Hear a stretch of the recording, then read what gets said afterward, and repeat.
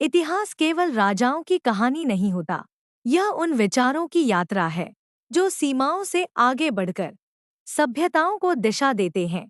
आज हम उस यात्रा को देखेंगे जो मगध से निकलकर पूरे एशिया में फैल गई। गंगा के तट पर बसा पाटलिपुत्र मौर्य साम्राज्य की राजधानी। यहाँ शासन था, व्यवस्था थी और ज्ञान का प्रकाश था।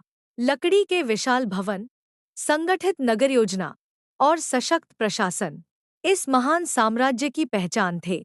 देश के कोने कोने में खड़े अशोक के स्तंभ सत्ता का प्रदर्शन नहीं, बल्कि नैतिक संदेश थे।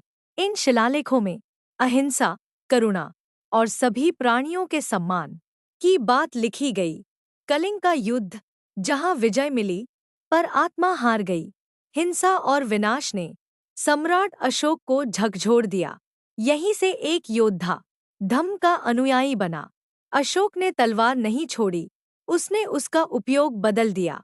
धर्म, संघ और संगठन को राज्य का संरक्षण मिला।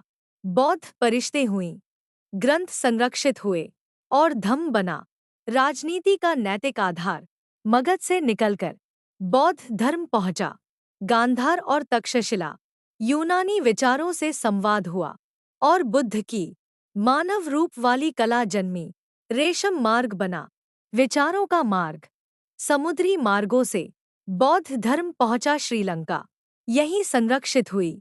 पाली त्रिपिटक परंपरा, महिंद थेर और संघमित्रा थेरी इस धरोहर के वाहक बने। श्रीलंका से आगे धम्म फैला, म्यांमार, थाईलैंड, कंबोडिया और इंडोनेशिया तक। बिना सेना, बिना युद्ध, केवल शांति के संदेश से विहारों में दीपक की रोशनी में पांडुलिपियां लिखी गई। ज्ञान को सहेजा गया ताकि आने वाली पीढ़ियां पथ न भूले।